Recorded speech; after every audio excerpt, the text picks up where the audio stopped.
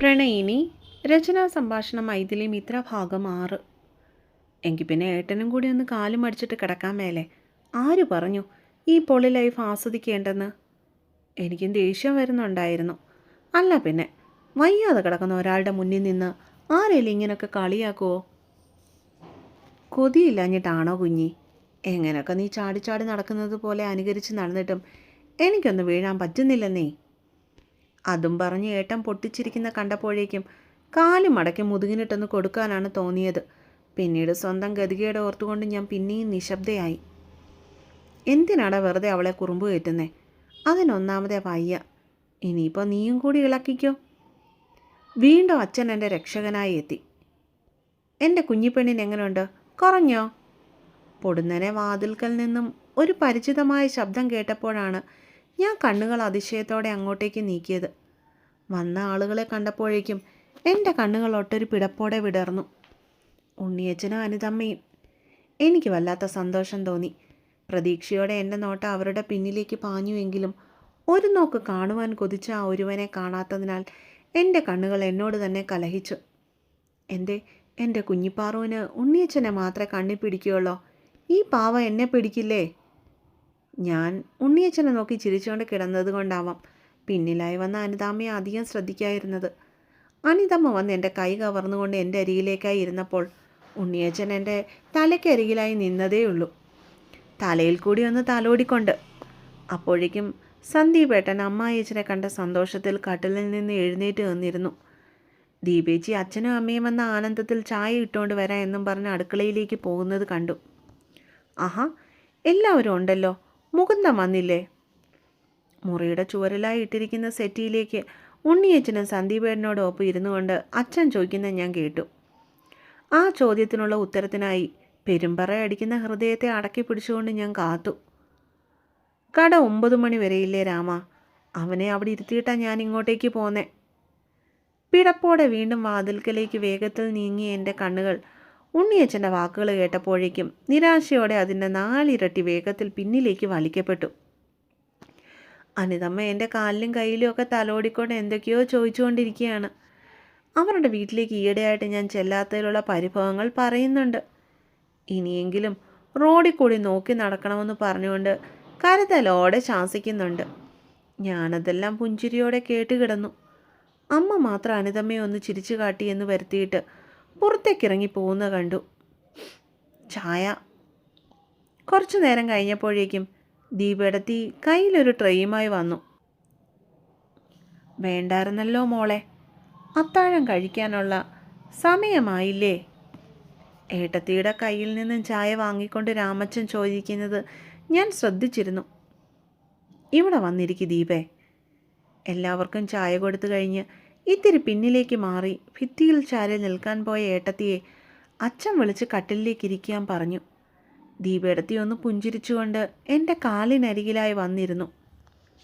രാമ, വേറൊരു കാര്യം കൂടി പറയാമെന്ന് വെച്ചാണ് ഞാനിപ്പോൾ ഇങ്ങോട്ടേക്ക് വന്നത്. ഉണ്ണിയച്ഛൻ എന്തോ ഗൗരവപരമായ കാര്യമാണ് പറയാൻ പോകുന്നതെന്ന് മനസ്സിലായതും ഞാനും എൻ്റെ കാത് അലസമായിട്ടാണേലും അങ്ങോട്ടേക്ക് കൂർപ്പിച്ചു.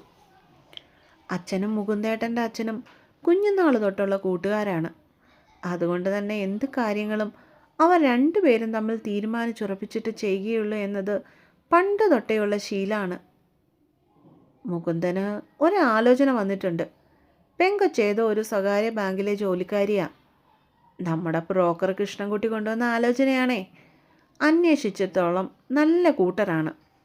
മുകുന്ദനോട് ഞാൻ ഇക്കാര്യം ചോദിച്ചപ്പോൾ അവനും പ്രത്യേകിച്ചൊന്നും പറഞ്ഞില്ല. പക്ഷേ 1 വർഷം കൂടി സമയം വേണമെന്നാണ് പറഞ്ഞത്. എന്താണേലും ഉറപ്പിച്ചു വെച്ചാൽ പിന്നീടാണെങ്കിലും നമുക്കങ്ങ് നടത്താമല്ലോ. ഉണ്ണിയച്ഛൻ പറഞ്ഞതിൻ്റെ തുടക്കം മാത്രമേ ഞാൻ കേട്ടിരുന്നുള്ളൂ. കേൾക്കാൻ പാടില്ലാത്ത എന്തോ കേട്ട രീതിയിൽ ഞാൻ അങ്ങോട്ടേക്കൊരു ഞെട്ടലോടെ നോക്കിപ്പോയി. ചെവിക്കുള്ളിൽ ആരോ ഈയം ഒഴുക്കി ഒഴിച്ചതുപോലെയാണ് ആ വാക്കുകൾ കേട്ടപ്പോൾ എനിക്ക് തോന്നിയത്. മുകുന്ദേട്ടനോട് ഏതോ കല്യാണാലോചന വന്നിരിക്കുന്നെന്ന്. ആളും ഒന്നും വേണ്ടാന്ന് പറഞ്ഞിട്ടില്ല എന്ന്. അതുമാത്രമേ എൻ്റെ തലയ്ക്കുള്ളിൽ കടന്ന് കറങ്ങിയുള്ളൂ. ആളിൻ്റെ മനസ്സിൽ ഈ ഹരിപ്രിയ ഇല്ലെന്നുള്ളതിന് എനിക്കിനി വേറൊരു തെളിവിൻ്റെ ആവശ്യമില്ലായിരുന്നു. മുകുന്ദേട്ടൻ മറ്റാരുടെയെങ്കിലും സ്വന്തമായ അപ്പോൾ ഞാനോ?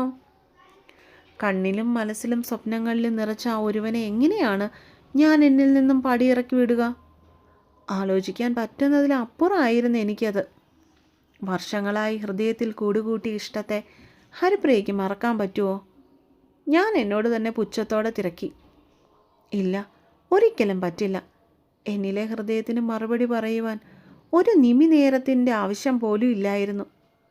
മനസ്സുകൾ തമ്മിൽ പരസ്പരം കൈമാറിയില്ലെങ്കിലും മുകുന്ദൻ എന്ന ധ്രുവത്തിനു ചുറ്റിനുമാണ് ഹരിപ്രിയയുടെ ഭ്രമണപഥ എന്നത് കാലത്തിന് പോലും മായ്ക്കാൻ പറ്റാത്ത സത്യമാണ്. ഉള്ളിലൊരു കടലിരമ്പം മുറുങ്ങുന്നത് ഞാനപ്പോൾ അറിഞ്ഞു. തൊണ്ടക്കുഴി താക്കെ എത്തിയ സങ്കടക്കടലിൻ്റെ അലകൾ പുറത്തേക്ക് വരാൻ കഴിയാതെ അണകെട്ടി തടയപ്പെട്ടു. അതവിടെ കടന്ന് ചുഴികളായി രൂപാന്തരം പ്രാപിച്ചു. എൻ്റെ കണ്ണുകളിൽ ചുവപ്പുരാശി പടരുവാൻ തുടങ്ങി. ഹൃദയത്തിന് കനം വെച്ചതുപോലെ ശ്വാസം വിലങ്ങി എനിക്ക്. ശരീരം മുഴുവനും തണുപ്പ് കയറി. നെറ്റിയിലും ചുണ്ടുകൾക്ക് മുകളിലും വിയർപ്പുതുള്ളികൾ പൊടിഞ്ഞു. കണ്ണുകൾ പുറത്തേക്ക് വരാൻ തുടങ്ങുന്നത് എനിക്കറിയാൻ കഴിയുന്നുണ്ടായിരുന്നു. ഒന്ന് പൊട്ടിക്കരയുവാൻ പറ്റിയിരുന്നെങ്കിൽ. ഞാൻ അതിയായി കൊതിച്ചു പോയപ്പോൾ ആ ഒരുവൻ എനിക്കിത്രമേൽ പ്രിയപ്പെട്ടവനായിരുന്നോ? എൻ്റെ ഹൃദയവും തലച്ചോറും ആ നിമിഷം ഒരുപോലെ വീർപ്പുമുട്ടി. അവനു വേണ്ടി ഞാൻ ഇത്രമേൽ വേദനിക്കുന്നുണ്ടെങ്കിൽ, ആ ഒരുവന് വേണ്ടി ഞാൻ ഇത്രമേൽ തപിക്കുന്നുണ്ടെങ്കിൽ, അവൻ എനിക്ക് എൻ്റെ ജീവന് തുല്യമല്ലേ, പ്രാണന് സമാനമല്ലേ? അതെ, മുകുന്ദൻ ഹരിപ്രിയയുടെ പ്രാണനാണ്, ജീവനാണ്, ജീവശ്വാസമാണ്. അവനില്ലായ്മയെ വെറുമൊരു ജഡമായി മാറുന്ന ആത്മാവില്ലാത്ത ശരീരമാണ് ഈ ഞാൻ. എൻ്റെ കണ്ണുകൾ പതിയെ അടഞ്ഞു. പ്രിയേ, എന്ത് പറ്റി? എൻ്റെ മുഖത്തെ ഭാവമാറ്റങ്ങളും പൊടുന്നനെ വിയർപ്പിൽ കുളിച്ച ശരീരവും കണ്ടതിനാലാവാം ദീപേടത്തി എൻ്റെ അരിയിലേക്ക് വന്ന് ചോദിക്കുന്നത് പോലെ ഞാൻ അറിഞ്ഞു. പക്ഷേ അപ്പോഴും മുകുന്ദേട്ടൻ എന്ന ഒരാളിലേക്കാണ് എൻ്റെ മനസ്സും തലച്ചോറും പാഞ്ഞത്. പ്രിയേ ഏട്ടത്തി എന്നെ തട്ടി വിളിക്കുന്നുണ്ടെങ്കിലും എനിക്കപ്പോൾ ശരീരം മരവിച്ചു പോയതുപോലെയുള്ള ഒരവസ്ഥയായിരുന്നു. കൈയും കാലും ദേഹവും എന്തിനെൻ്റെ വിരൽ പോലും ഒന്നനക്കാൻ മേലാത്ത തളർന്ന അവസ്ഥ. നാവൊക്കെ വറ്റി വരണ്ടു പോയത് കാരണം എനിക്കൊന്ന് വായ തുറക്കാൻ പോലും പറ്റുന്നുണ്ടായിരുന്നില്ല. അയ്യോ, കുഞ്ഞിക്ക് എന്താ പറ്റിയേ? അച്ഛൻ്റെയും ഉണ്ണിയേട്ടൻ്റെയും സന്ദീപേട്ടൻ്റെയും ആദിയോടെയുള്ള ശബ്ദവും ഞാൻ ഏതോ ഗുഹയിൽ നിന്ന് എന്ന പോലെ അപ്പോഴും കേൾക്കുന്നുണ്ടായിരുന്നു. മോളെ, ഒന്ന് കണ്ണു തുറക്കടി. അനിതമ്മയും ഏട്ടത്തിയും കരയുകയാണെന്ന് മാത്രം എനിക്ക് മനസ്സിലായി. തണുത്ത് മരയ്ക്കുന്ന ശരീരവുമായി ഞാൻ അങ്ങനെ തന്നെ അനങ്ങാതെ കിടന്നു. ഞാൻ മരിച്ചു പോവാണോ? എനിക്ക് സംശയമായി. മരിക്കുവാണെന്നാ തോന്നുന്നേ, അല്ലെങ്കിൽ എനിക്കിങ്ങനെ തണുക്കുവോ? എന്നിലെ ഞാൻ എന്നോട് തന്നെ പറഞ്ഞു, മരിക്കട്ടെ, ഇനിയിപ്പോൾ ജീവിച്ചിരുന്നിട്ട് എന്തിനാ? മുകുന്ദേട്ടന് വേണ്ടാത്ത, മുകുന്ദേട്ടൻ്റെ മനസ്സിലില്ലാത്ത ഈ ഹരിപ്രിയ ഇനി ജീവിച്ചിരിക്കുന്ന അർത്ഥമില്ല. അവളപ്പോൾ മുകുന്ദൻ്റെ പ്രണയിനി മാത്രമായിരുന്നു. അവൾക്കായി ജീവിക്കുന്ന മാതാപിതാക്കളെ അവൾ മറന്നു. അവൾക്ക് നൊന്താൽ തനിക്കും നോവും എന്ന് കരുതുന്ന ഒരു സഹോദരനെ അവൾ ഓർത്തില്ല. ഒരമ്മയുടെയും ചേച്ചിയുടെയും സ്നേഹം ഒരുപോലെ നൽകുന്ന ഏട്ടത്തിയമ്മയുടെ കാര്യം അവളുടെ ചിന്തകളിൽ പോലും ഉണ്ടായിരുന്നില്ല. അവളൊരു പ്രണയിനി മാത്രമായിരുന്നു, മുകുന്ദൻ്റെ പ്രണയിനി. അപ്പോൾ കാത്തിരിക്കുക കേട്ടോ. ഇന്നിത് വിഷമിക്കെല്ലാവരും. സങ്കടങ്ങൾ നാളുകളുടെ സന്തോഷങ്ങളിലേക്കുള്ള ചവിട്ടുപടിയാണെന്ന് മൈഥിലി നിങ്ങളോട് പറയാൻ പറഞ്ഞേ.